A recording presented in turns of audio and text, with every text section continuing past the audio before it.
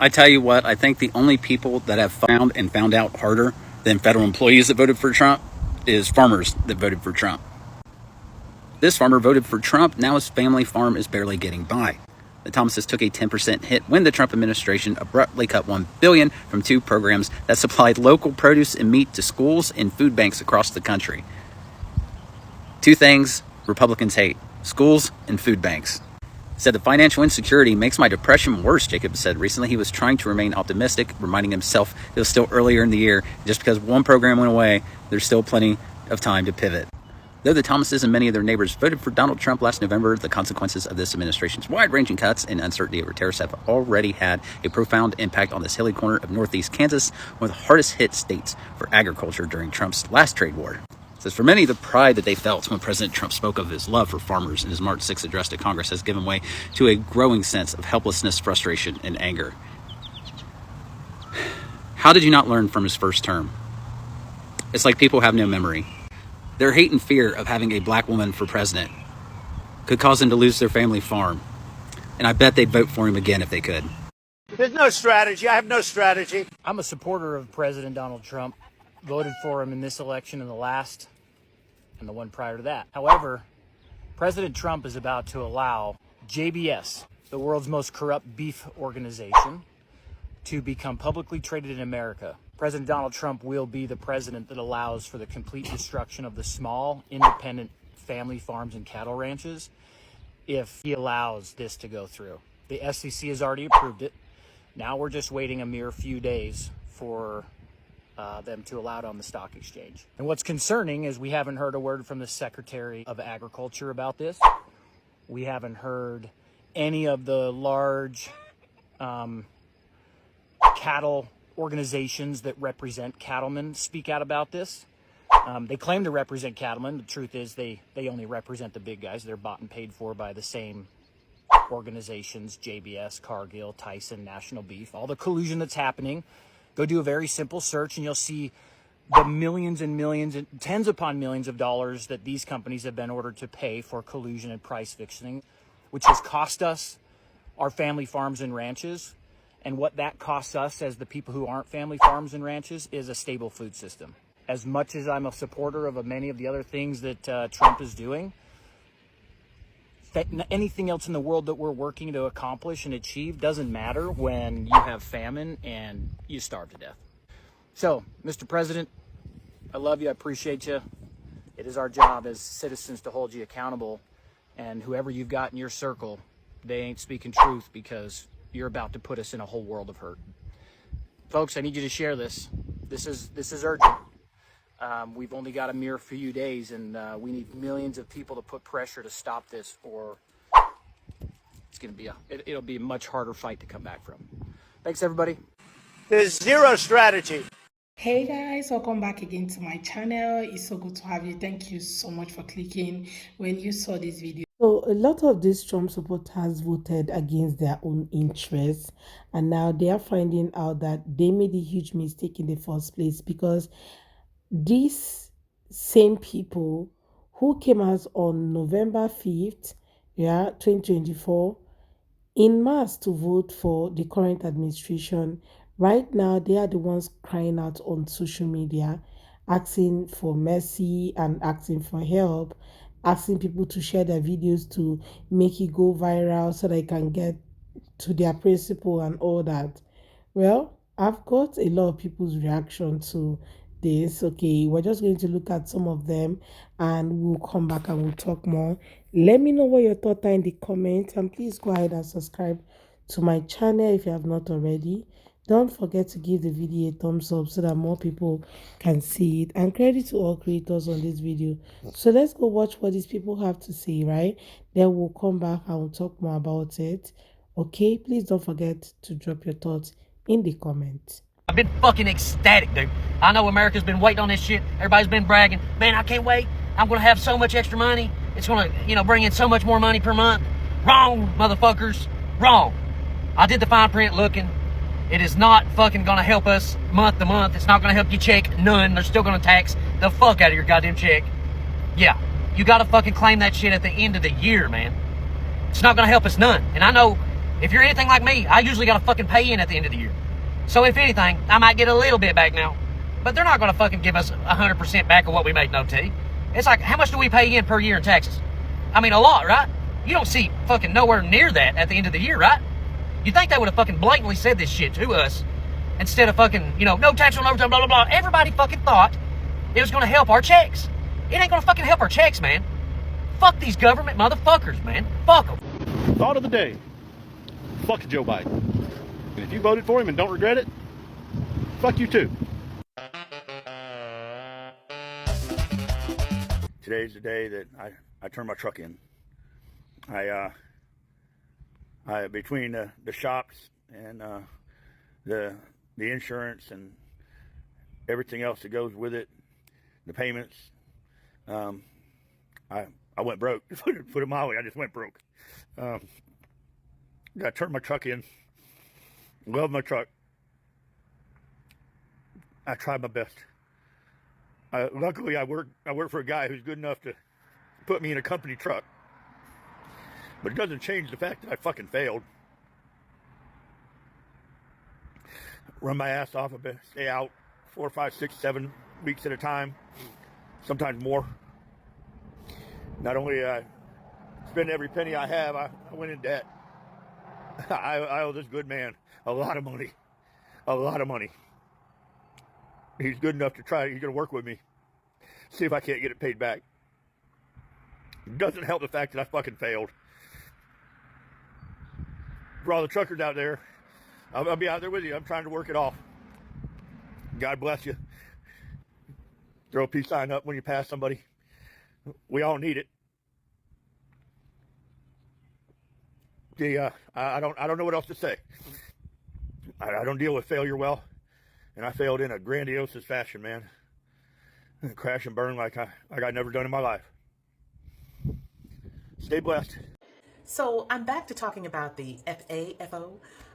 So a recent article has come out that the state of Missouri, which went overwhelmingly for syphilitic Sid, you know, they had those tornadoes a couple weeks ago. Bad tornadoes. 7 people were killed. And the devastation, right? And remember a few weeks ago, I told you that Sarah Huckabee, you know, she got the souls of children trapped in her knees, asked him for help. And little Ichabod, you know, Tom Cotton, went to syphilitic Sid and said, hey, please give us the money. And he said, no, I'm not giving y'all no money. Same thing, you know, with North Carolina in the hurricane when he got into office and they were like, where the FEMA money is it coming? And he was like, no, we ain't giving you no money. Anyway, so Missouri, today is apparently their FAFO. So the governor of Missouri is literally pleading with Sid to give them some money for relief. And he said, no, y'all need to figure that out. I want to understand. Y'all over here cheering for the foolishness. And your house is getting carried away in hurricanes and tornadoes and floods and stuff. And the dude that y'all said was going to make life better for y'all keeps telling y'all no. He's not going to give you any federal dollars to fix your hurricane and tornado and flood ravaged states.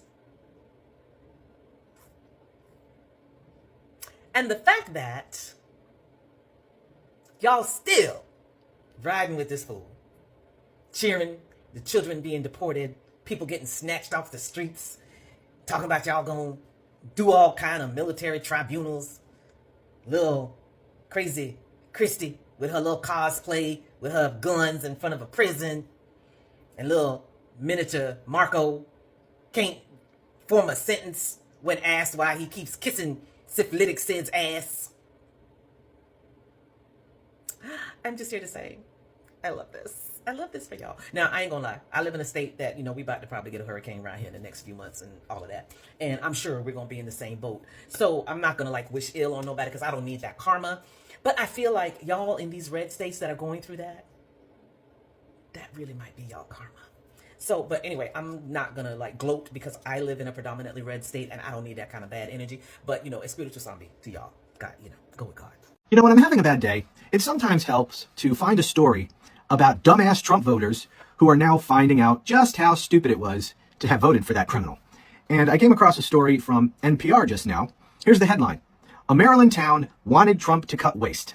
Now it's at Target. And when I saw this headline, I thought, oh, this has got to be a town in Western Maryland. And it is. It is a town called Emmitsburg, which looks to be, I looked at the map, it is a stone's throw from Pennsylvania. And if you aren't familiar with Pennsylvania, I lived there for a while. If you get outside of the cities, which is most of the land area of Pennsylvania is outside of the cities. It's a very rural state, big state. You might as well be in Alabama. I mean, it is hardcore MAGA. Anyway, so it's no surprise that this town is close to Pennsylvania. Let me read some of this article for you. Frank Davis saw a lot of waste during his decades in the federal government. In November, he voted for Donald Trump to get rid of it. So far, Davis likes a lot of what he has seen. Quote, I'm probably going to get shot for this, but he is doing what he said he was going to do, says Davis, who serves as mayor of his town of about 3,000 people in Western Maryland, just south of Gettysburg, Pennsylvania. So Mr. Davis here, Frank, is mayor of Emmitsburg. In March, the Trump administration suddenly canceled in-person classes at the National Fire Academy here, which trains the United States firefighters. Not only is the academy a big part of Emmitsburg's identity, but it also helps drive the local economy. Uh-oh. That doesn't sound good, especially if you're mayor. Quote, it will change my outlook to say that they're not being fair, says Davis. Actually, did I skip something here? I did. Let me go back. Davis says the administration is reviewing the academy's operations, and he is hopeful it will restore classes. If not, he says, he'll see the administration somewhat differently. Quote, it will change my outlook to say that they're not being fair, says Davis, who also serves as emergency medical services captain at the local firehouse known as the Vigilant Hose Company. Quote, they're just going in to cut and not caring what they cut. Well, you know, Frank, where he says here, it will change my outlook to say they're not being fair. How is it that they're not being fair? Oh, yeah, I know. Because now they're cutting something that you benefit from. That's why it's not fair. If Trump was cutting things that only affected and hurt other people, you'd be all for it, right, Frank? Mayor Frank? You'd be all for that as long as it's not you who is getting screwed. Typical selfish MAGA. Emmitsburg voted overwhelmingly for President Trump in November. NPR interviewed about 24 people here. Almost all of them voted for Trump, and many said his plans to cut federal spending were a key attraction. Now they say they are puzzled as to why the administration would cancel national training for firefighters. Why would they do that? We voted for him to cut, but why is he cutting this? President Trump, as a longtime supporter of your mission and to make America great again, I want to be a part of that with you. But we e-commerce companies all across the United States, we need more time. Give us a 90-day off-ramp to get off of our China goods and just tell us the plan. If you tell us the plan, we can operate and we can know what to do. The hard part about everything that's happening right now is we're trying to manage our business from day to day, and that's very difficult. And a lot of small businesses, they don't have the cash flow to get through a 90-day negotiation, and it's going to devastate a lot of businesses like cuts. You know, I'm in a group chat with $1 billion worth of small businesses, and there's several in there that are telling me, hey, Stephen, 30 days or 60 days, we might not be able to make it. There's been too many adjustments to the supply chain that are just being really devastating on our business. 145% is essentially an embargo, and by cutting off our products to be able to sell them, it's going to be really difficult. MAGA, MAGA, MAGA. MAGA never cease to amaze anybody, right? I know you all will be thinking the same, right? They will always make you know that you are genius, right? Like you're a genius somehow. Because trust me, what were these guys actually thinking? What came into their mind when they did or they did? And now to think that some of them are still talking about how they support all that he's doing, but they are not happy because it's not affecting them. That's why they are calling, for him to help them right now and for every other person to come out and help, right? And speak up. What happened to speaking up when you were supposed to? So because it's not happening to you, you now want every other person to come speak up. So you guys remember that a lot of people have protested. There's been a lot of mass protests, okay, in the recent times, okay, since the whole mass deportation started and some of the policies that have been passed by the current administration. a lot of people are not excited about it. So many people came out and even showcased that they were not happy, right? But none of these people have come out to really protest or speak up on behalf of any community that is going through stuff. And now that this whole thing is affecting them, they now want everybody to come out and speak on their behalf. How melodramatic. You were there when people started getting deported, right? And to think that some of you are farmers who needed the workforce, like you needed this immigrant workforce. Yes, they might be undocumented. Some of them were already working towards their, documentation in the country. They are working on making sure that they have the legal stay in that country. You think it's actually okay for, you think people are happy working in farms for their lives, all the rest of their lives? No. A lot of people wanted a higher job, a higher paying job. Okay, and that's why they all, a lot of them started putting in their papers to get illegal stay in the country, so that even when they have kids, they will know that they are not running around for any reason. But what did you guys do? Most of you went out there to vote on against them, right? Instead of voting on their behalf, because you know that you needed the workforce, you needed the manpower to power your farm, right? You did not think about them, you did not think about your farm, you did not think about anything when you went out there to vote. And now that it is now hitting you back, you are not asking for help. You're not asking people to share your videos. You're not asking people to come out and speak out. Exactly what are you expecting them to speak out for? Like, you did this. You were the one that put a lot of people into this situation. This was all you. Like, this was all you. You decided that this was who you wanted in power. And now that it is now in your, you are now in the corridors of power, you're feeling the heat, and you're asking people to come and help. You know how people just want every other person to get hurt except them? And now, when the fire started approaching their neighborhood, they are now shouting for firefighters. Even when they have chased all the firefighters away, that's exactly what is happening to these guys right now. And now they want help from the same people that they never wanted to have anything to do with. That is very, very funny. It is very funny. Having to see these guys come out to really speak out their mind and all that they've been going through, it takes pain to really come and speak out, because at this point they have to swallow their pride. Unlike some of them who still maintain the stance that nothing is happening, everything is all right. Well, I'm just going to end this video here, guys. Let me know what your thoughts are in the comment. Let's have that conversation. Please go ahead and subscribe to my channel if you have not already. And don't forget to give the video a thumbs up so that more people can see it. I look forward to seeing you all on my next video. Thank you so much for watching, guys. Bye.